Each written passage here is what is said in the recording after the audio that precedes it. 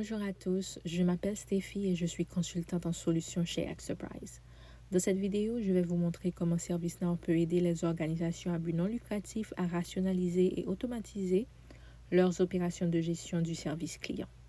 XPRIZE a créé un programme de mise en œuvre rapide spécialement pour les organisations à but non lucratif afin de rationaliser les processus, d'améliorer la prestation de service et de renforcer l'expérience totale de vos clients et de votre communauté. Ici, nous commençons par le portail du service client. Il s'agit du portail centralisé où nous hébergerons tout ce qui concerne vos clients. Nous pouvons offrir une gamme de produits et de services différents à vos clients et c'est ici qu'ils peuvent entrer et soumettre un ticket de cas, parcourir la base de connaissances et même utiliser et tirer parti de différentes options de libre service. Pour le scénario d'aujourd'hui, nous utiliserons le personnage de Rajvi, qui est un client d'XPRIZE.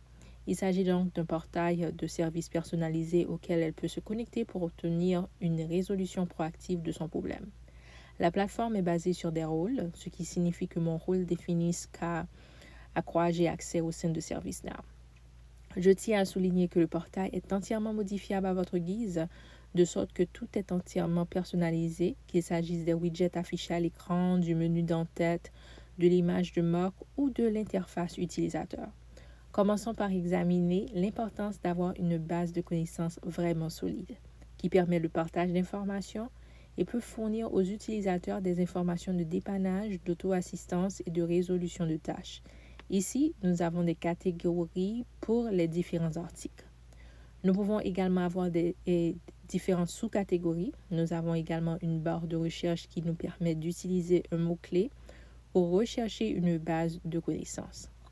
Alors là, cliquons sur l'une d'entre elles et nous pouvons ajouter des textes, des vidéos, des images, des PDF et même des liens vers n'importe quelle autre base de connaissances. Nous disposons donc de toutes ces fonctionnalités. Plus bas, nous avons également deux options ici qui nous permettent de demander à nos utilisateurs d'évaluer un article ou de nous faire savoir si les a aidés à résoudre leurs problèmes ou non. Tout cela, comme lire l'article et dire s'il a été utile ou non, est lié à l'analyse des performances et à la gestion des connaissances pour nos agents informatiques, nos administrateurs et tout autre utilisateur afin d'utiliser ces données et de voir quelles bases de connaissances ne sont pas aussi performantes. Lesquelles devrions-nous supprimer? Quels sujets sont recherchés beaucoup plus souvent? Il s'agit là de quelques indicateurs clés que nous devrions prendre en compte dans le cadre de la gestion des connaissances. Alors, l'analyse des performances est une fonctionnalité intéressante qui aide les propriétaires et les gestionnaires de contenu à déterminer l'utilisation et la qualité de leurs articles. Alors, actuellement, je suis connectée en tant que John Jason, un agent de prix supplémentaire qui travaille à la résolution des problèmes des clients. Il peut se connecter à son interface utilisateur et suivre toutes les analyses de performance. Alors ici, comme vous pouvez le voir, nous avons actuellement le tableau de bord de gestion des connaissances d'XPRIZE. Je peux regarder les évaluations de mes articles de connaissances. Je peux regarder les différents sujets de mes bases de connaissances et ainsi de suite. J'ai également différents tableaux de bord que je peux consulter. Par exemple, le tableau de bord de l'agent du service client qui me montre tous les dossiers en cours. Je peux vérifier le nombre de mes dossiers, sélectionner et même désélectionner certains éléments pour voir différents graphiques. Je peux accéder les dossiers en cours de mon groupe ainsi les tendances de mon organisation. Alors, le tableau de bord lui-même est hautement modifiable et les agents peuvent créer plusieurs tableaux de bord. Alors là, John est en mesure d'ajouter, je pourrais dire, différents widgets si nécessaire pour vraiment personnaliser ce tableau de bord et vraiment utiliser des données dont il a besoin pour fonctionner au quotidien. Il peut également partager le tableau de bord avec différents groupes utilisateurs et rôles selon ses besoins. Alors là, nous allons revenir à notre vue client. Sur ce portail de service client, nous allons maintenant nous pencher sur le flux de travail de la gestion des cas. Il s'agit donc d'un système permettant de capturer et de suivre les détails de notre demande de service client ou de notre problème. Pour les clients de ServiceNow, une demande de service ou un problème est généralement considérée comme un cas. Alors, je vais donc dire que pour notre scénario d'aujourd'hui, j'ai un problème avec un logiciel que j'ai acheté auprès de l'entreprise et en tant que client, j'aimerais signaler un problème. Comme vous pouvez le constater, comme vous voyez là, certains champs se remplissent automatiquement et d'autres non. Alors, ce que je peux faire, c'est remplir toutes les informations nécessaires, dire que j'ai des problèmes avec le logiciel et après, je vais soumettre le ticket. Alors là, on va remplir toutes les informations qui sont nécessaires.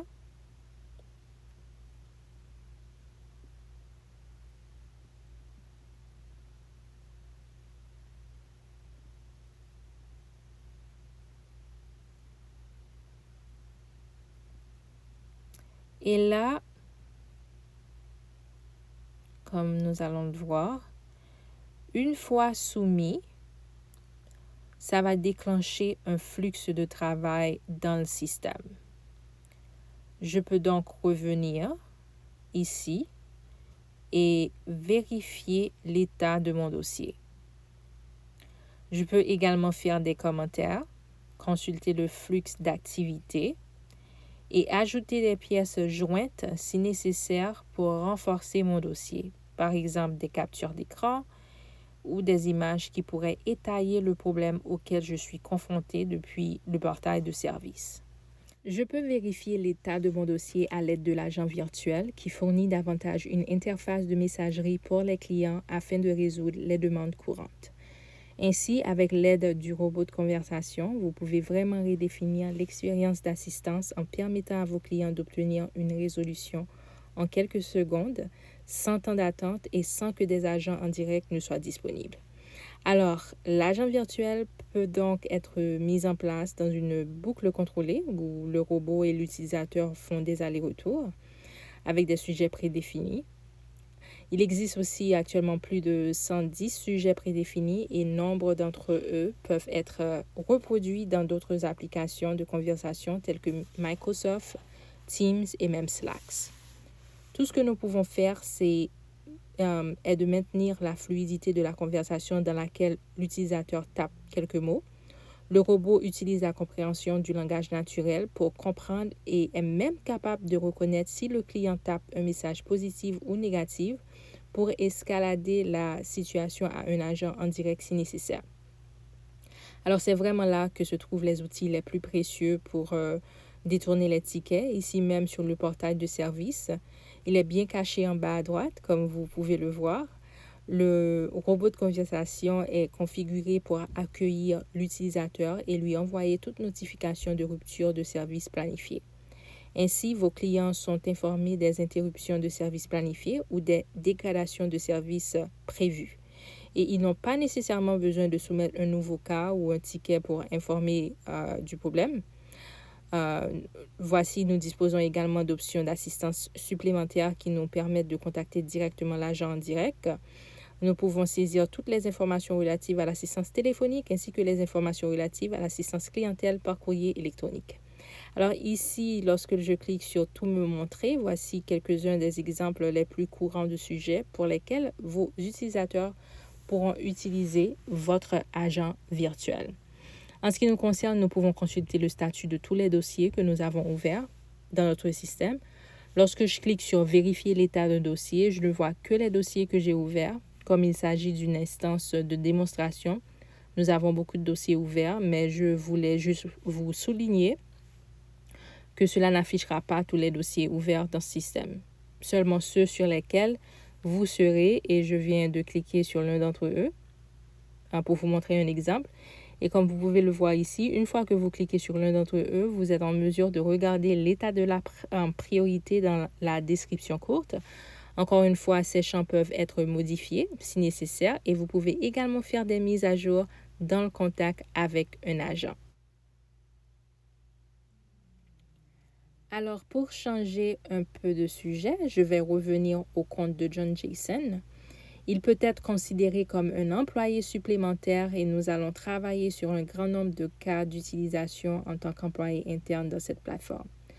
Nous pouvons maintenant définir les conditions prédéfinies sur la façon dont nous attribuons les tickets aux agents, ce que l'on appelle des règles d'affectation dans ServiceNow. Alors, il existe différentes règles en matière d'affectation. Nous pouvons activer des conditions prédéfinies, attribuer automatiquement un ticket à un utilisateur ou à un groupe en fonction des rôles et même par type de ticket ou en fonction de l'ensemble des compétences de l'agent. Nous pouvons même utiliser l'approche circulaire, comme par exemple si vous avez 5 agents actifs, le ticket numéro 1 ira à l'agent numéro 1 et le ticket numéro 5 ira à l'agent numéro 5 et le ticket numéro 6 reviendra à l'agent numéro 1. Alors, les agents peuvent consulter les dossiers dans 2 vues différentes. La première est l'espace de travail de l'agent. L'espace de travail peut sembler un peu plus familier car il s'agit d'une vue à panneau unique avec des onglets bien organisés. Il est aussi similaire au portail, entièrement modifiable en fonction des préférences de l'agent.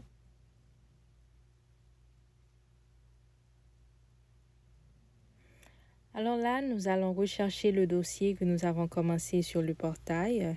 Je peux donc aller de l'avant et regarder tous les dossiers. Comme vous pouvez le voir, il s'agit du cas que nous avons créé sur le portail sur le nom de Rajvi.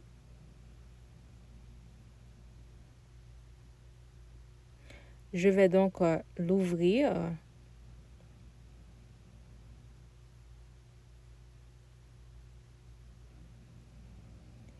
Et là, ici, si vous souhaitez ne pas avoir de règles d'attribution automatique, vous pouvez également vous attribuer les tickets manuellement. C'est également une option. Ici, nous pouvons voir toutes les informations que nous avons saisies. Nous pouvons également accéder aux informations sur les clients, leurs contacts, l'aperçu des réclamations et même l'aperçu des termes. Nous avons également l'activité du client, ce qui nous permet de voir combien de cas le client a en cours dans leur instance. Nous pouvons configurer un accord de niveau de service qui définira un délai pour que le cas atteigne une certaine condition afin de s'assurer que les cas sont clôturés ou résolus conformément aux attentes des clients. Alors ici, l'accord de niveau de service est établi en fonction de la priorité du cas. Il peut arriver que John ait besoin de l'aide de notre service pour l'aider à clôturer ce dossier. Nous pouvons donc créer une tâche et l'assigner à ce groupe ou à un agent spécifique, par exemple Andy Walker. Dans ce cas, il peut travailler sur cette tâche et la clôturer. Une fois que toutes les tâches associées au dossier ont été clôturées, ce n'est qu'à ce moment-là que le dossier peut être clôturé dans son ensemble.